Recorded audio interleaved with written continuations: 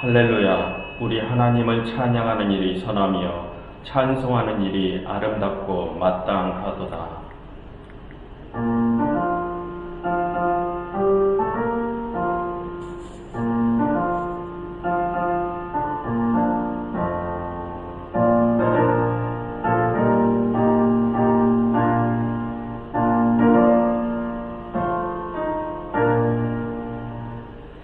가난하고 병들고 약한 자들을 돌보시는 하나님, 하나님께서는 그들을 위하여 스스로 낮아지시고 고난을 당하시고 십자가를 지셨습니다.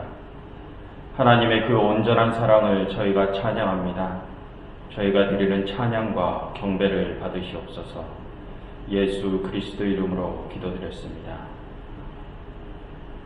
다 같이 찬송가 6장으로 하나님을 찬양하겠습니다.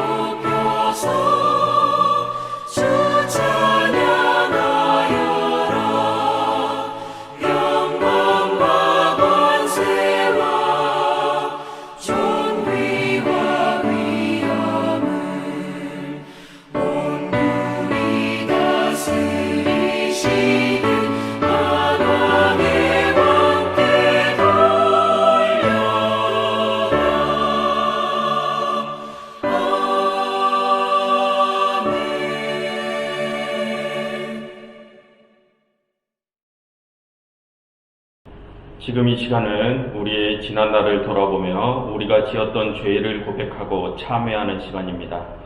조용한 중에 1, 2분 정도 하나님께 여러분들의 죄를 구하시고 용서를 구하시기 바랍니다.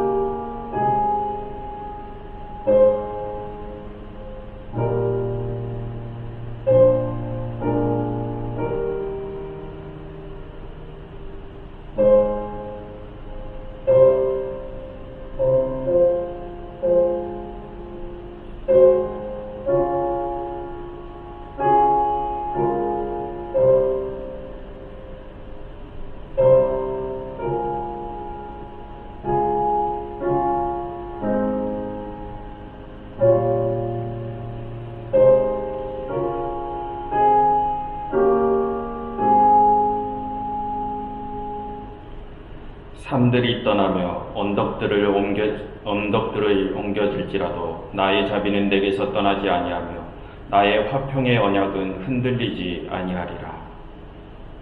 하나님의 자비는 영원하십니다. 그런 여러분들께서는 이제 그만 고통을 내려놓으시고 하나님의 자비 안에서 평안하시기를 바랍니다. 다 같이 우리의 죄를 용서해 주신 하나님께 감사 찬양 드리겠습니다. 찬송가 19장입니다.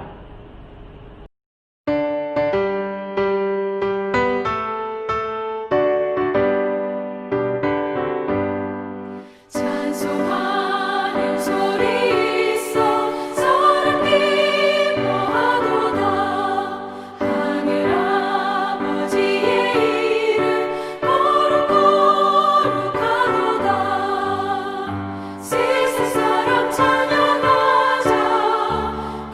거룩한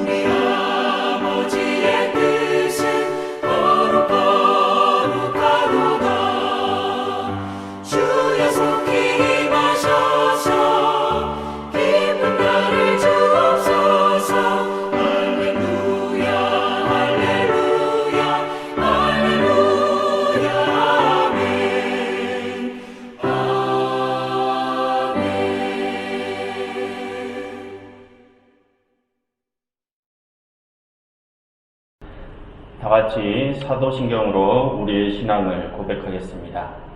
나는 전능하신 아버지 하나님, 천지의 창조주를 믿습니다. 나는 그의 유일하신 아들, 우리 주 예수 그리스도를 믿습니다. 그는 성령으로 잉태되어 동정녀 마리아에게서 나시고 본디오 빌라도에게 고난을 받아 십자가에 못 박혀 죽으시고 장사된 지 사흘 만에 죽은 자 가운데서 다시 살아나셨으며 하늘에 오르시어 전능하신 아버지 하나님 우편에 앉아 계시다가 거기로부터 살아있는 자와 죽은 자를 심판하러 오십니다. 나는 성령을 믿으며 거룩한 공교회와 성도의 교제와 죄를 용서받는 것과 몸의 부활과 영생을 믿습니다. 다 함께 기도드리겠습니다. 매일 저희에게 새로운 날을 주시고 새로운 삶을 허락하신 하나님께서 저희에게 매일 새로운 삶을 주시면은 그 뜻이 있음을 압니다. 하나님께서는 저희를 하나님의 조력자로 동료로서 창조하셨습니다. 이 세상을 경작하게 하시기 위하여 하나님께서 저희를 동료로 창조하셨으니 저희가 그 뜻에 맞는 삶을 살아가게 하옵소서. 어제보다는 오늘 더, 오늘보다는 내일 더 나은 세상을 경작하게 하옵시고 하나님께서 저희를 위하여 보내주신 그리스도를 따름으로 사랑과 희생과 자비의 마음을 가지고 매일매일 더욱 아름다운 세상을 이루며 나아가도록 하옵소서. 하나님 바라옵기는 하나님께서는 긍휼이 많으신 하나님이신 줄 압니다. 하나님께서는 당신의 그 긍휼하심 때문에 세상에 병들고 약한 자들에게 눈을 떼지 못하심을 압니다. 하나님의 긍휼이 지금 이 땅에 절실히 필요할 때입니다. 하나님, 저희에게 당신의 긍휼과 자비를 나타내시옵고 하나님께서 보시기에 기뻐하실 수 있는 세상으로 다시금 돌이켜 주시옵소서. 하나님의 원대하신 사역을 저희 인간의 머리로는 다 이해할 수 없지만 하나님께서 끝날에는 모든 것을 다 온전하게 이루실 것임을 저희가 압니다. 지금의 시련들을 저희는 다 이해할 수 없지만 이 또한 오랜 세월이 흐른 뒤에는 지금 이 시간 역시 하나님의 아름다운 역사였음을 고백하게 하옵소서.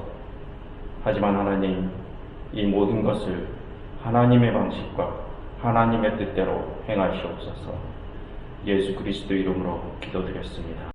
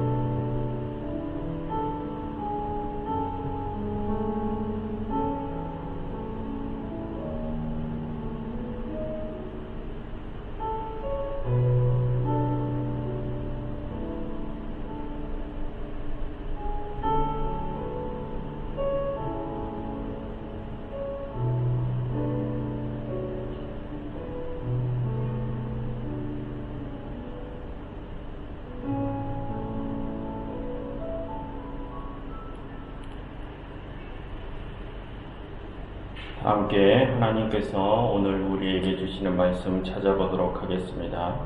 오늘의 말씀은 마가복음 8장 27절에서 35절의 말씀입니다. 마가복음 8장 27절에서 35절의 말씀은 제가 가진 성경으로 신약성경 67쪽에 나와 있습니다. 마가복음 8장 27절에서 35절의 말씀입니다. 다 찾으신 줄로 알고 제가 봉독하도록 하겠습니다. 예수와 제자들이 빌립보 가이사랴 여러 마을로 나가실새 길에서 제자들에게 물어 이르시되 사람들이 나를 누구라고 하느냐. 제자들이 여쭈어 이르되 세례 요한이라 하고 더러는 엘리야 더러는 선지자 중에 하나라 하나이다. 또 물으시되 너희는 나를 누구라 하느냐. 베드로가 대답하여 이르되 주는 그리스도시니이다 하매 이에 자기의 일을 아무에게도 말하지 말라 경고하시고 인자가 많은 고난을 받고 장로들과 대제사장들과 서기관들에게 버림받아 죽임을 당하고 사흘 만에 살아나야 할 것을 비로소 그들에게 가르치시되 드러내놓고 이 말씀을 하시니 베드로가 예수를 붙들고 항변하매 예수께서 돌이키시사 제자들을 보시며 베드로에게 꾸짖어 이르시되 사탄아 내 뒤로 물러가라. 내가 하나님의 일을 생각하지 아니하고 도리어 사람의 일을 생각하는도다 하시고 무리와 제자들을 불러 이르시되 누구든지 나를 따라오려거든 자기를 부인하고 자기의 십자가를 지고 나를 따를 것이니라. 누구든지 자기 목숨을 구원하고자 하면 잃을 것이요 누구든지 나와 복음을 위하여 자기 목숨을 잃으면 구원하리라. 오늘 주신 말씀에 찬송가 200장 2절로 응답 찬양 드리겠습니다.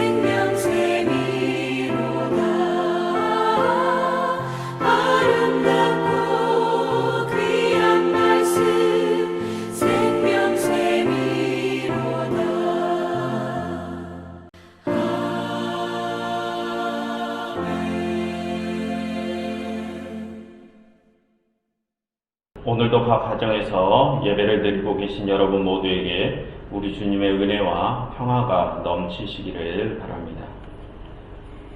여러분, 우리는 그리스도의 제자들입니다. 우리 국어사전에서 제자란 사전적 의미를 찾아보니까 이렇게 기록되어 있었습니다. 그 첫 번째 의미는 스승으로부터 가르침을 받은 사람이라고 기록되어 있고, 두 번째의 의미는 예수의 가르침을 받아 그의 뒤를 따르는 사람이라고 기록되어 있었습니다. 여러분, 조금 놀랍지 않습니까? 국어사전에서 예수의 뒤를 따르는 사람을 제자라고 정의를 하고 있습니다. 국어사전이 너무도 정확하게 이야기를 해주고 있습니다. 예수의 뒤를 따르는 사람, 성경에서 말하고자 하는 핵심을 정확하게 정의해주고 있습니다. 그렇습니다. 여러분, 그리스도의 제자란 그리스도의 뒤를 따르는 사람입니다. 그리스도께서 가셨던 길을 따라가는 길이 바로 제자의 길, 제자도입니다. 그런데 여러분, 우리는 이 제자도를 얼마나 제대로 잘 이해하고 있을까요? 오늘의 본문이 있는 마가복음에서는 이 제자도에 대한 주제가 3번이나 언급이 됩니다.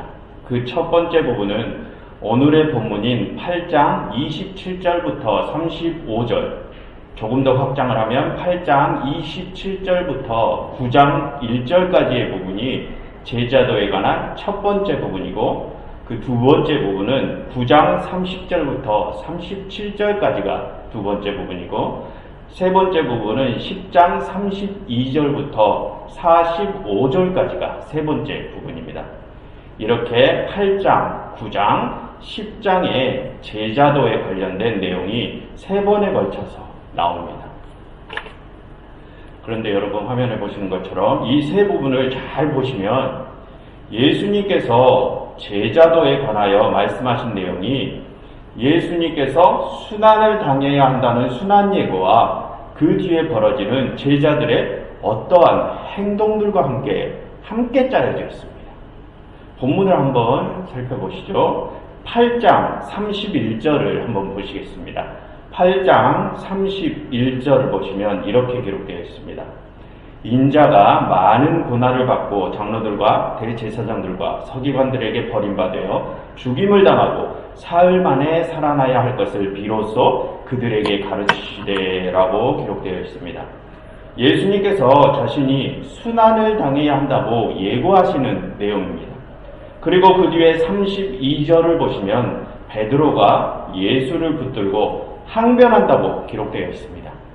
베드로가 예수님의 가르침에 항변을 하는 행동이 나옵니다.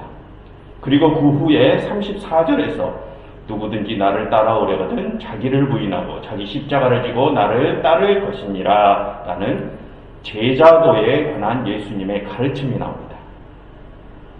여러분 두 번째 부분을 보실까요? 두 번째 부분 9장 31절을 보시죠. 9장 31절입니다. 이는 제자들을 가르치시며 또 인자가 사람들의 손에 넘겨져 죽임을 당하고 죽은 지 3일 만에 살아나리라 라고 기록되어 있습니다. 순환을 또 예고하신 것이죠. 그리고 9장 33절과 34절을 보시면 제자들이 길에서 서로 누가 큰지에 관해서 서로 토론하는 내용이 기록되어 있습니다. 제자들의 어떠한 행동이 기록되어 있죠. 그리고 35절부터 보시면 예수님께서 누구든지 첫째가 되고자 하면 무사람의 끝이 되어 무사람을 섬기는 자가 되어야 하리라 라고 예수님의 제자도에 관한 가르침이 기록되어 있습니다. 마찬가지로 10장에 나오는 세 번째 부분 역시 마찬가지입니다. 10장 33절과 34절을 보십시오. 10장 33절과 34절에는 보라 우리가 예루살렘에 올라가노니 인자가 대제사장들과 서기관들에게 넘겨지매 그들이 죽이기로 결의하고 이방인들에게 넘겨주겠고 그들은 능욕하며 침뱉으며 채찍질하고 죽일 것이나 그는 3일 만에 살아나리라 라고 순환 예고가 또 기록되어 있습니다. 그리고 35절부터 37절까지 야고보와 요한이 하나님의 보좌 좌우편에 앉게 해달라고 요청하는 제자들의 행동이 또 나옵니다. 39절과 49절에는 예수님의 제자도에 관한 가르침이 또 기록되어 있습니다. 이렇게 8장과 9장과 10장에 기록된 세 번의 내용 모두 예수님의 순환 예고, 제자들의 어떠한 행동들, 제자도에 관한 예수님의 가르침, 이러한 세 가지의 구도로 짜여져 있음을 알 수 있습니다. 여러분 마가는 이렇게 예수님의 제자도에 관한 말씀을 똑같은 구도로 세 번이나 기록하였습니다. 마가가 이처럼 세 번이나 똑같은 구도를 가지고 기록한 것은 분명 어떠한 이유가 있음이 분명합니다. 여러분 마가가 제자도에 관하여 똑같은 구도로 세 번이나 반복하여 기록한 이유가 무엇일까요? 마가는 무엇을 말하고자 하는 것일까요? 오늘은 이것에 관해서 알아보려고 합니다. 세 번에 걸친 순환 예고와 제자도에 관한 내용을 통해서 마가가 말하고자 하는 것이 무엇인지 한번 살펴보려고 합니다. 그런데 우리가 그것을 알기 위해서는 우리의 시각을 아주 넓게 열어야 합니다. 그동안 우리는 어떤 본문을 접할 때 본문의 내용과 그 본문 앞 뒤에 있는 내용들까지 함께 살펴봄으로써 본문에 담긴 그 깊은 의미를 살펴보았습니다. 그런데 이제부터는 앞 뒤의 본문들을 뛰어넘어서 이제 복음서의 전체적인 내용까지 그 시각을 확대해서 본문에 담겨진 더욱 깊은 의미를 파가는 방법을 배워볼 것입니다. 그래서 이제부터는 우리의 시각을 더 크게 넓혀가는 연습을 할 것입니다. 성경을 보는 방법이 이제는 조금 더 심화되어질 것입니다. 지금까지도 여러분께서 함께 잘 따라와 주신 것처럼 좀 더 넓고 깊은 시야를 갖기 위해서 앞으로도 조금만 더 힘을 내주시기를 바랍니다. 그럼 이제 마가의 이야기를 한번 공부해 보도록 하겠습니다. 여러분 다 함께 다시 8장 27절과 28절을 보시겠습니다. 오늘의 본문입니다. 8장 27절과 28절입니다. 예수와 제자들이 빌립보 가이사랴 여러 마을로 나가실새 길에서 제자들에게 물어 이르시되 사람들이 나를 누구라고 하느냐? 제자들이 여쭈어 이르되 침례 요한이라고 더러는 엘리야 더러는 선지자 중에 하나이다 라고 기록되어 있습니다. 여러분 그럼 여기서 한 가지 질문을 드리겠습니다. 여기서 27절과 28절에서 사람들은 지금 예수님의 정체를 제대로 알고 있을까요? 아니면 모르고 있을까요? 27절과 28절에서 사람들은 예수님의 정체를 파악하고 있을까요? 사람들은 예수님의 정체를 아직 모르고 있습니다. 사람들은 예수님을 구세주, 그리스도로 알고 있지 못하고 그저 예수님을 세례 요한, 아니면 엘리야, 아니면 선지자 등 어렴풋이 추측을 하고 있는 단계입니다. 여러분, 그럼 이번에 6장을 한번 펴보실까요? 6장입니다. 6장을 보시면 예전에 저희가 함께 살펴본 부분이 나옵니다. 소제목을 보시죠. 예수님께서 고향에서 배척을 받으시는 이야기가 나옵니다. 여러분, 그 뒤에 단락을 보시면 예수님께서 제자들을 부르시는 이야기가 나옵니다. 예수님께서는 제자들에게 능력을 부여하시고 제자들을 파송하십니다. 그리고 13절을 보시죠. 6장 13절. 그러니 제자들이 그 능력으로 병자들을 고치기 시작합니다.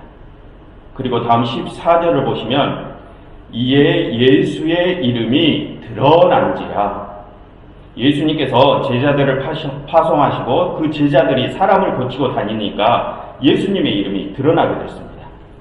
여러분, 그리고 그 다음에는 뭐라고 기록되어 있습니까? 14절을 마저 보시겠습니다. 이에 예수님의 이름이 드러난지라 헤롯 왕이 듣고 이르되 이는 침례 요한이 죽은 자 가운데서 살아났도다. 그러므로 이런 능력이 그 속에서 일어나느니라 하고, 어떤 이는 그가 엘리야라고 하고, 또 어떤 이는 그가 선지자니 옛 선지자 중에 하나와 같다 하되라고 기록이 되어 있습니다. 여러분, 지금 이 상황은 헤롯 왕과 그 사람들에게 예수라는 인물이 처음 인지되고 있는 상황입니다. 그럼 여기서 헤롯 왕과 그 사람들은 예수님을 어떤 인물로 알고 있는 것입니까? 헤롯 왕은 예수님을 침례 요한이라고 생각을 하고, 어떤 이는 예수님을 엘리야라 생각하고, 또 어떤 이는 옛 선지자 중에 하나와 같다고 생각을 합니다. 그럼 여러분, 여기서 사람들은 예수님의 정체를 제대로 알고 있는 것입니까? 모르고 있는 것입니까? 아까 전에 8장의 오늘의 본문에서와 마찬가지로 이들은 예수님의 정체를 전혀 알아채지 못하고 있는 것입니다. 이처럼 마가복음의 전반적인 내용을 살펴보시면 사람들이 예수님의 정체를 알아차리지 못하는 모습이 계속해서 보여짐을 알 수 있습니다. 여러분, 화면을 보시는 바와 같이 1장 27절에서도 사람들은 예수님께서 귀신 들린 사람을 고치는 것을 보고 예수님이 어떤 이인지 신기해하고 의아해합니다. 또 2장 7절을 보시면 예수님께서 중풍병자를 고치시면서 예수님 본인에게 죄를 사하는 권능이 있음을 가르치시니까 서기관들이 그 말을 듣고 예수님의 정체에 대하여 궁금증 반, 거부 반, 이러한 반응을 보임을 알 수 있습니다. 2장 7절, 이 사람이 어찌 이렇게 말을 하는가? 라고요. 4장 41절도 마찬가지입니다. 예수님께서 바다를 잠잠하게 잠재우시니 사람들이 예수님의 능력을 보고 심히 두려워하고 궁금증을 갖습니다. 그가 누구이기에 바람과 바다도 순종하는가라고요.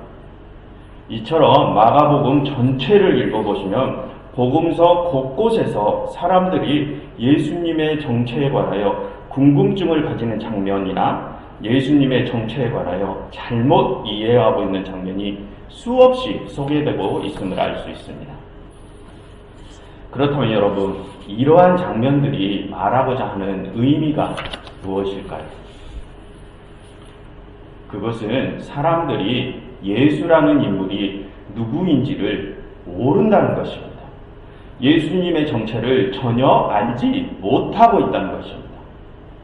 여러분, 그럼 다시 오늘의 본문으로 돌아와 보겠습니다. 오늘의 본문 8장 29절을 한번 보실까요? 8장 29절입니다. 8장 29절을 보시면 예수님께서 자신의 제자들에게 물으십니다. 너희는 나를 누구라 하느냐라고 제자들에게 물으셨습니다. 너희는 나를 누구라 하느냐. 그러니 예수님의 수석제자 베드로가 대답합니다. 주는 그리스도시니이다 라고요. 오직 베드로만이 예수님을 그리스도, 즉 구세주로 고백을 합니다. 모든 사람들은 예수가 누구인지를 전혀 알아차리지 못하는데 오직 베드로만이 예수님의 정체를 그리스도, 구세주로 고백을 합니다. 그런데 여러분, 여기서 이상한 점이 있습니다. 베드로는 예수님을 그리스도시라고 고백을 하였습니다. 그런데 30절을 보시면 예수님께서는 그것을 아무에게도 말하지 말라고 경고를 하십니다. 30절입니다. 이에 자기의 일을 아무에게도 말하지 말라 경고하시고, 예수님께서는 자신이 그리스도 구세주라는 것을 아무에게도 알리지 말라고 하십니다. 여러분, 예수님께서는 왜 베드로에게 자신이 그리스도라는 것을 알리지 말라고 하시는 것일까요? 여러분, 다른 모든 사람들은 예수님이 그리스도시라는 것을 알지 못하였습니다. 오직 베드로만이 예수님을 그리스도라고 고백을 했습니다. 그리고 예수님께서는 예수님의 정체를 알고 있는 베드로에게 자신이 그리스도라는 것을 알리지 말라고 하셨습니다. 그런데 여러분, 마가복음의 다른 부분들을 조금 살펴보면 베드로 외에도 예수님의 정체를 알고 있는 의외의 인물들이 더 있음을 알 수 있습니다. 그런데 그들은 사람들이 아닙니다. 여러분, 화면을 보시죠. 여러분, 1장 23절과 25절을 보시면 예수님께서 귀신 들린 사람을 치유하는 장면이 나옵니다. 그런데 여기를 잘 보십시오. 1장 23절과 24절입니다. 마침 그들의 회당에 더러운 귀신 들린 사람이 있어 소리질러 이르되 나사렛 예수여, 우리가 당신과 무슨 상관이나이까? 우리를 멸하여 왔나이까? 나는 당신이 누구인 줄 아노니 하나님의 거룩한 자이니이다. 예수께서 꾸짖어 이르시되 잠잠하고 그 사람에게서 나오라. 여러분, 여기를 보시면 귀신이 예수님의 정체를 알고 있습니다. 이것뿐만이 아니라 아래로 내려와서 1장 34절을 보시면 예수께서 각종 병든 사람의 병이 든 많은 사람을 고치시며 많은 귀신을 내쫓으시되 귀신이 자기를 알므로 그 말하는 것을 허락하지 아니하시니라 라고 기록되어 있습니다. 여기서도 귀신이 예수님의 정체를 알고 있음을 확인할 수 있습니다. 또한 3장 11절과 11절에서도 귀신이 예수님의 정체를 다 알고 있음을 확인할 수 있습니다. 이렇게 마가복음에는 사람들 중에서는 오직 베드로만이 예수님의 정체를 알고 있고, 그리고 의외의 인물들인 귀신들이 예수님의 정체를 알고 있다고 기록이 되어 있습니다. 그리고 여러분, 다시 오늘의 본문으로 한번 돌아가 보겠습니다. 오늘의 본문으로 돌아가 보면 예수님께서는 예수님의 정체를 알고 있는 베드로에게 자신의 정체를 다른 이들에게 알리지 말라고 하셨습니다. 그런데 방금 귀신들이 나오는 내용들도 한번 잘 살펴보시면 예수님께서는 귀신들에게도 예수님 자신의 정체를 다른 이들에게 알리지 못하게끔 귀신들의 입을 막으시는 내용을 확인할 수 있습니다. 여러분, 예수님께서는 왜 베드로와 귀신들에게 예수님 자신의 정체를 다른 이들에게 알리지 말라고 하시는 것일까요? 그리고 여러분, 거기에 더해 예수님께서는 사람들의 병을 고치는 사역, 또 기적을 일으키시는 사역 등을 해나가시면서 그러한 능력들도 다른 이들에게 알리지 말라고 명하신다는 것을 찾아볼 수 있습니다. 다시 한번 화면을 보십시오. 1장 43절과 44절을 보시면 예수님께서는 나병 환자를 고치시고 그를 보내시며 엄히 경고하사 이렇게 이야기하십니다. 이르시되 삼가 아무에게도 아무 말도 하지 말라 하시고 가서 제사장에게 몸을 보이라고 하십니다. 예수님께서는 병 고침의 사역을 하시고도 그 사역을 다른 사람에게 알리지 말라고 하십니다. 이 일은 5장 43절에서도 확인할 수 있습니다. 예수님께서 야이로의 딸을 고치시고 나서 보여준 이야기입니다. 예수님께서는 야이로의 야이로의 딸을 살리시고서도 그 일을 다른 이들에게 알리지 말라 하셨음을 확인할 수 있습니다. 또 7장 36절에서 귀먹고 말 더듬는 사람을 고치실 때에도 그렇고요. 오늘의 본문 바로 앞에 있는 내용 8장 26절을 보시면 벳세다의 매니를 고치시면서도 그렇게 하심을 확인할 수 있습니다. 여러분, 예수님께서는 베드로와 귀신들에게 자신이 메시아이시고 하나님의 아들이시다라는 정체를 알리지 말라고 하셨습니다.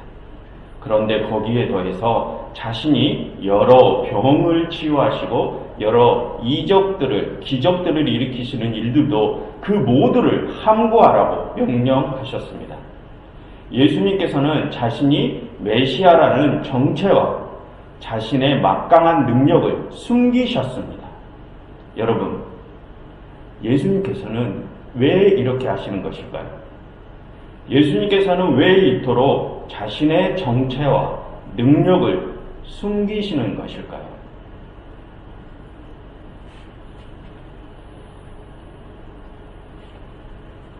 죄송합니다. 우리가 예수님의 그 의도를 찾아내기 위해서는 이제 다시 본문으로 돌아와서 한번 확인을 해보아야 합니다.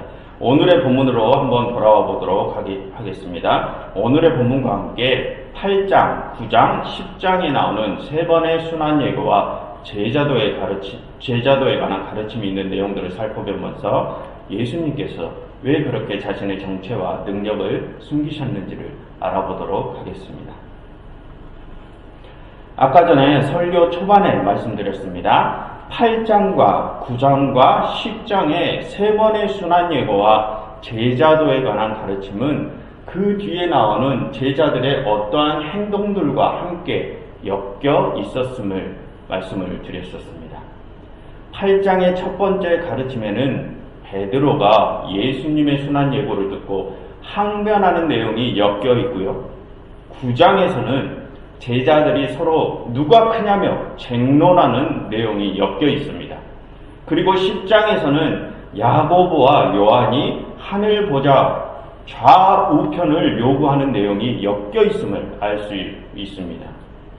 그런데 여러분, 제자들이 보인 이 세 가지의 행동들을 잘 들여다보시면 베드로와 제자들과 야고보와 요한이 지금 예수님을 제대로 이해하고 있는 것처럼 보이십니까? 아니면 이해를 못하고 있는 것처럼 보이십니까? 여러분, 오늘의 본문을 다시 한번 살펴보시죠. 오늘의 본문을 처음부터 다시 한번 살펴보겠습니다. 8장 27절입니다. 예수님께서는 제자들에게 물으십니다. 사람들이 나를 누구라고 하느냐라고 말합니다. 그러니 제자들이 말하기를 사람들이 예수님을 세례 요한이라, 또는 어떤 이들은 엘리야라, 또 어떤 이는 선지자라 말한다고 합니다. 사람들은 예수님의 정체를 알지 못합니다. 그런데 29절에서 베드로는 예수님을 그리스도시라 고백을 하죠. 베드로는 예수님의 정체를 잘 알고 있는 듯이 고백을 합니다.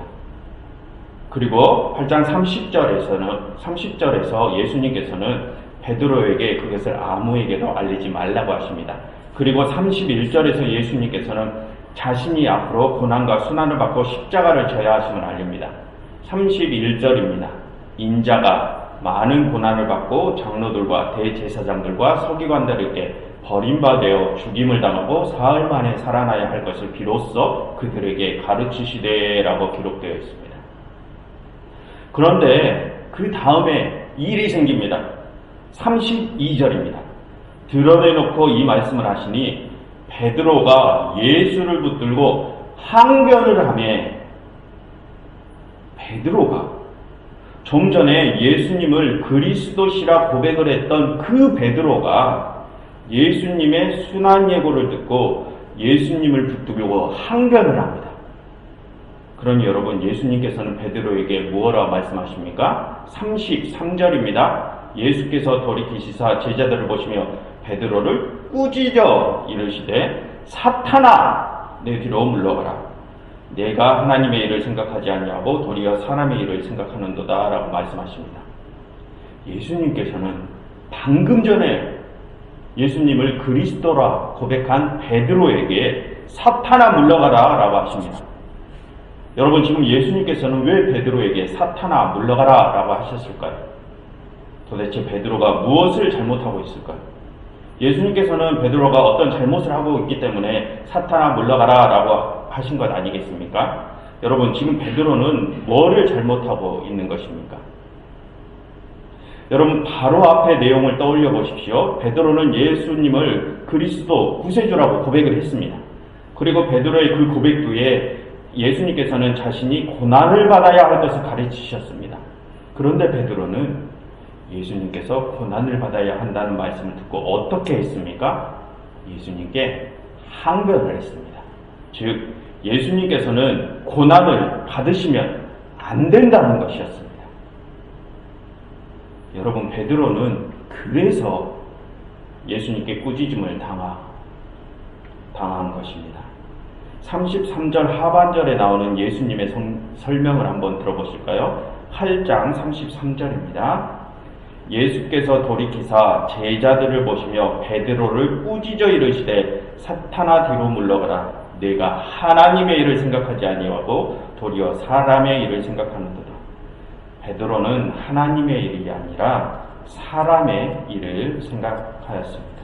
즉, 베드로는 당시 사람들이 생각하던 사고방식대로 생각을 하고 행동을 하였던 것입니다. 여러분, 당시 유대인들은 메시아에 관해서 이러한 기대를 가지고 있었습니다. 유대인들에게 메시아는 다윗 왕과 같은 자여야만 했습니다. 여러분, 다윗 왕이 어떠한 왕이었습니까? 어렸을 때 작은 몸으로 골리앗도 물리치고 수많은 전쟁에서 승리를 하고 후에는 유대 역사에서 전무후무하게 큰 부와 권력과 명성을 누렸던 자가 바로 다윗 왕이었습니다. 그는 유대인들에게 영웅과 같은 존재였습니다. 즉, 당시 유대인들에게 메시아란 과거의 다윗 왕처럼 세상 사람들이 보기에 힘과 능력, 부와 권력과 명성, 그 모든 것을 갖춘 자여야만 했습니다. 여러분, 구약의 다른 예언서들을 전부 한번 살펴보십시오. 예언서들에는 다 시온의 회복을 기다립니다. 여러분, 시온의 회복이라는 게 무엇입니까? 여러분, 시온이 어디입니까? 다윗의 궁이 있는 곳이 시온입니다. 즉, 시온이 회복된다는 것은 과거 다윗 시대의 영광이 회복된다는 말과 동일한 이야기입니다. 즉, 자신들 유대 왕국이 예전처럼 강대국이 될 것이라는 기대가 들어있는 것입니다. 그렇듯이 당시 유대인들에게 메시아는 과거 다윗의 영광을 자신들에게 가져다 주어야만 하는 자여야 했습니다. 그런데 여러분, 지금 예수님께서는 무엇을 이야기하고 있습니까? 예수님 당신이 순환과 고난을 당하시고 십자가를 지시고 죽으셔야 하심을 알리고 계십니다. 즉, 예수님께서 제시하는 메시아의 모습은 당시 유대인들이 생각을 하던 메시아상과는 정반대의 모습이었습니다. 다윗 왕은 순환과 고난을 받는 왕이 아닙니다. 다윗 계열의 메시아는 모든 이들을 위에 서서 부와 권력을 누리며 우러름을 받아야 하는 메시아입니다. 그런데 예수님께서 제시하는 메시아는 모든 이들보다 밑에 서서 다른 이들을 떠받들어주는 메시아입니다. 즉, 유대인들이 보기에 예수님이 제시하는 메시아상은 사람들의 종의 모습인 것이죠. 그래서 베드로는 예수님이 순환을 받아야 한다는 가르침을 듣고서 예수님께 항변을 한 것입니다. 메시아는 그러면 안 된다고요. 메시아는 다윗처럼 누구도 그 위험을 넘보지 못할 강한 모습을 보여야 한다고요. 그래서 예수님께서는 베드로를 꾸짖으신 것입니다. 사탄아, 물러가라 라고요.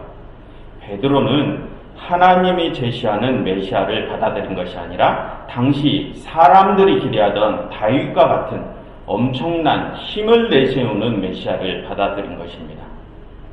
베드로는 지금 베드로 자신 앞에 서 있는 예수님이 자신들이 생각하던 다윗과 같은 메시아라 생각을 하고 그를 그리스도 구세주라 고백을 한 것입니다.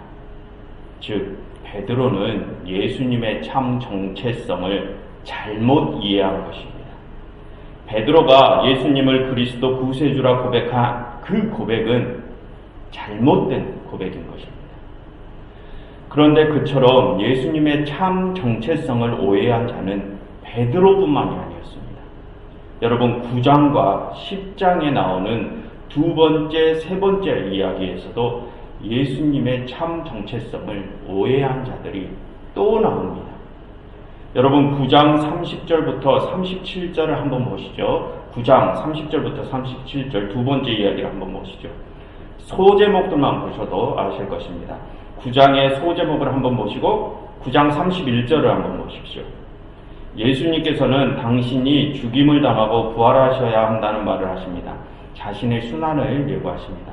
그런데 제자들은 어떤 반응을 보입니까? 32절 제자들은 예수님의 말씀을 깨닫지 못합니다. 그리고 그 뒤에 9장 33절 이하를 계속해서 보시면 제자들은 어떠한 모습을 보입니까?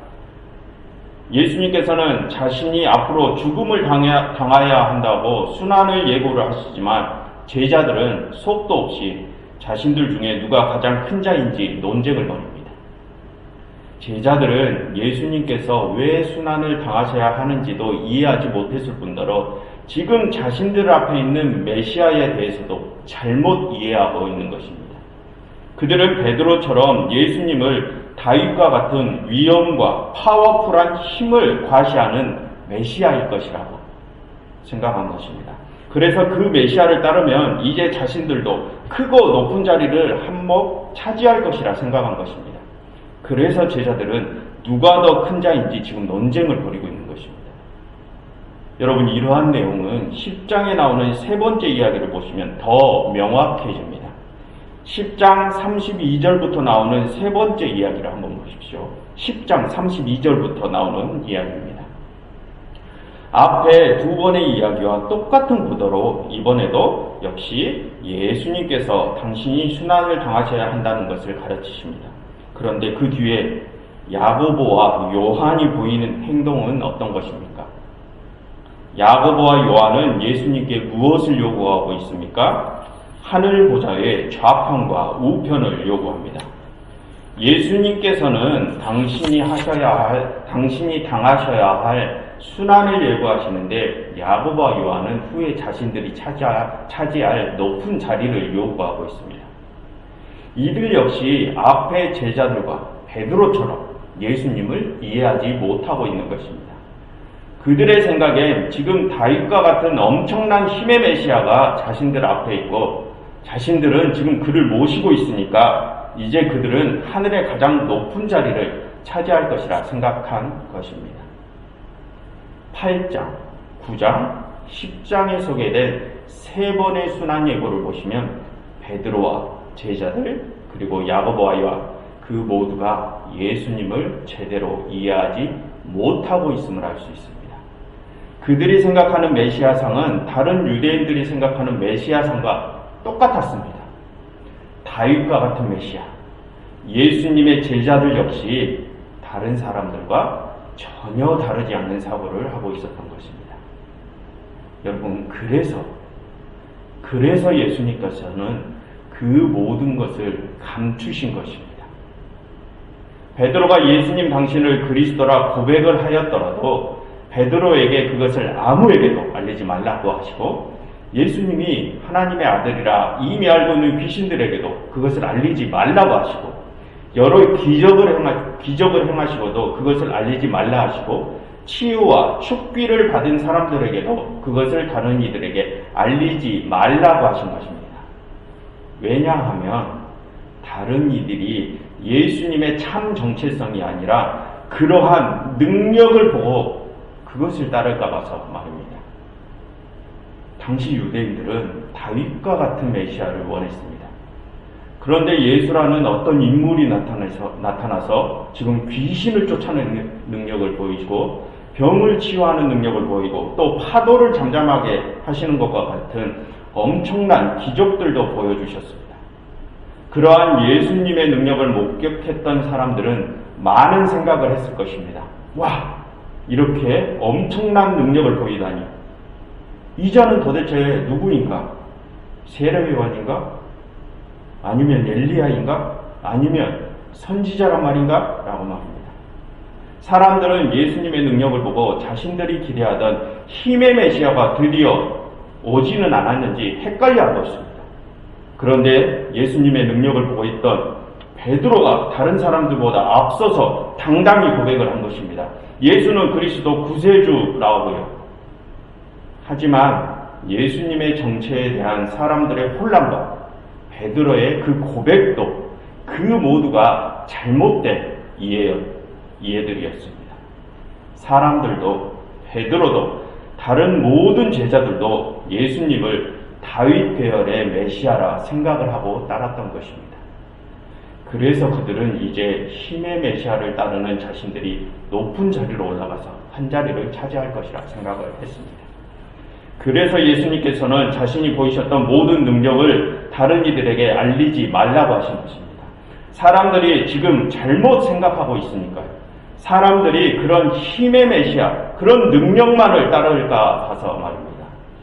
또한 예수님께서는 자신을 그리스도 구세주라 하나님의 아들이라 밝혔던 베드로와 귀신들의 입을 막으셨습니다. 그들 역시 그들이 생각하는 메시아는 다윗 계열의 힘의 메시아였기 때문입니다.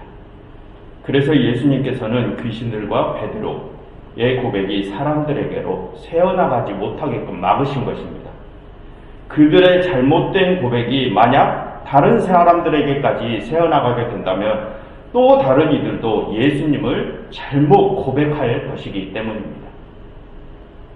예수님께서는 분명히 말씀하셨습니다. 하나님께서 보내신 메시아는 전적인 타인들을 위하여 대신 순환과 고난을 당하고 십자가를 지고 죽임을 당하는 메시아라고 말씀하셨습니다. 그것도 3번이나 가르치셨습니다. 그런데 귀신들과 다른 모든 사람들은 물론이거니와 심지어 예수님의 제자들까지도 그것을 받아들이지 않았습니다. 그들의 모든 관심은 그저 예수님께서 보이신 기적과 같은 능력에만 집중이 되어 있었던 것입니다. 그들은 예수님의 참 정체성, 메시아의 참된 의미를 받아들이지 않은 것입니다. 이 설교를 듣고 계신 여러분들께서는 지금 어떠한 메시아를 받아들이고 계십니까? 예수님께서 가르치셨던 순환의 메시아를 받아들이고 계십니까? 다윗과 같은 힘의 메시아를 원하고 받아들이고 계십니까? 여러분들께서는 지금 원하시는 메시아가 진정 무엇입니까? 파워풀한 능력을 보이는 메시아입니까? 아니면 침뱉음과 모욕을 당하시는 메시아입니까? 여러분들께서는 지금 어떠한 메시아를 따르고 계십니까? 여러분, 예수님께서는 말씀하셨습니다. 자신의 능력을 사람들에게 알리지 말라고 말씀하셨습니다. 그것은 당신이 보이신 능력에 절대로 집중하지 말라는 뜻입니다. 그런 힘의 논리는 하나님께서 보내신 메시아의 참 의미를 바라보지 못하게 하는 장애물이고입니다. 그리고 예수님께서는 분명히 말씀하셨습니다. 오늘의 본문 마지막 절 8장 34절과 35절입니다. 오늘의 본문 마지막 절 8장 34절과 35절입니다. 무리와 제자들이 불러 이르시되 누구든지 나를 따라오려거든 자기를 부인하고 자기 십자가를 지고 나를 따를 것이라. 누구든지 자기 목숨을 구원하고자 하면 잃을 것이요 누구든지 나와 복음을 위하여 자기 목숨을 잃으면 구원하리라. 예수님께서는 분명히 말씀하셨습니다. 그리스도의 제자도는 십자가의 길이라고 말입니다. 그리스도께서 지셨던 십자가를 따르는 길, 그리스도께서 당하셨던 고난과 순환, 침뱉음과 모욕, 그 힘들고 어려운 길이 바로 그리스도의 제자들이 가야 할 길이라고 분명히 가르치고 계십니다. 여러분 9장과 10장의 이야기를 마저 한번 살펴보십시오. 예수님께서는 서로 큰 자라고 논쟁하는 제자들과 하늘보다의 가장 높은 자리를 원하는 야고보와 요한에게 뭐라고 가르치십니까? 여러분 화면을 한번 보십시오.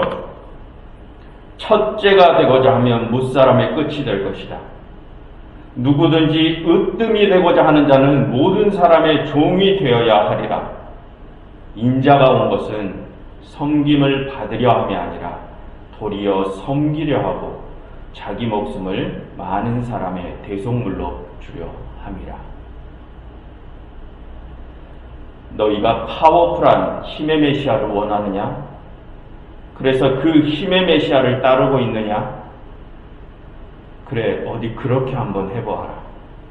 너희가 그 힘의 메시아를 따르면 따를수록 너희는 더 무너질 것이고 너희가 높아지려고 하면 할수록 너희는 다른 이의 종이 되어버릴 것이다 라고요.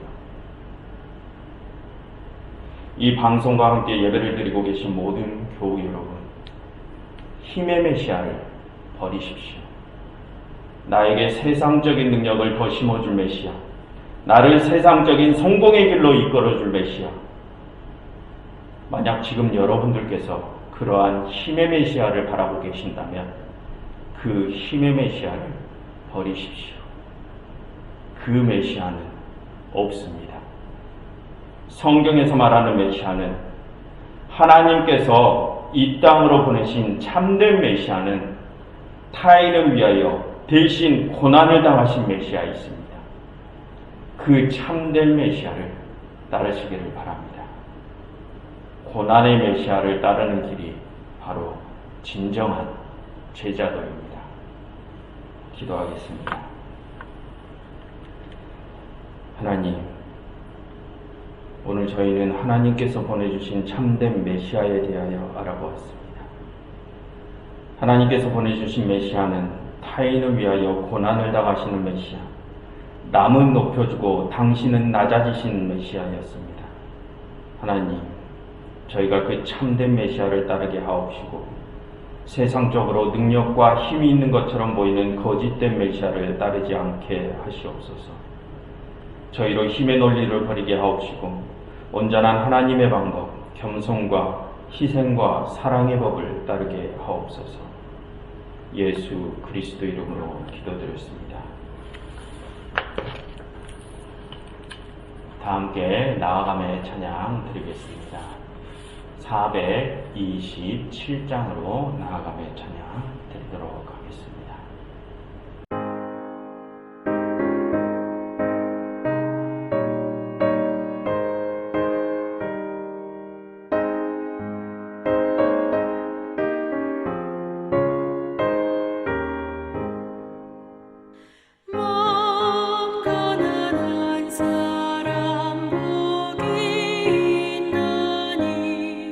전국이 그대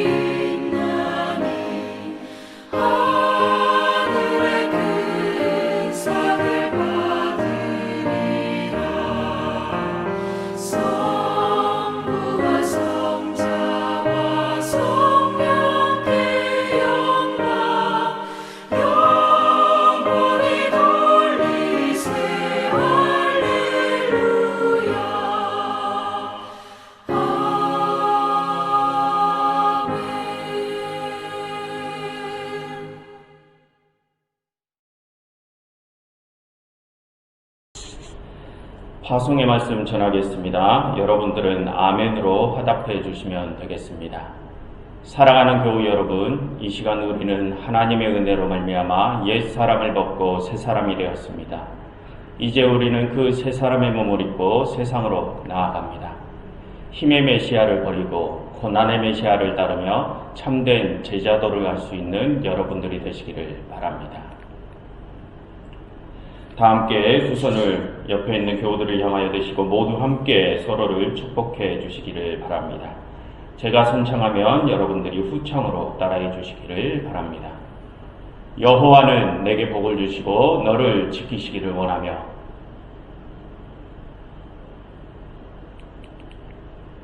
여호와는 그의 얼굴을 내게 비추사 은혜 베푸시기를 원하며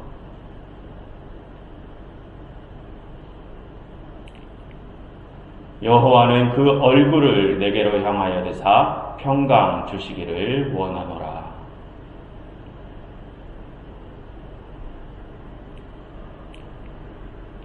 이상으로 2020년 1월 10일 주일 예배를 마치도록 하겠습니다. 감사합니다.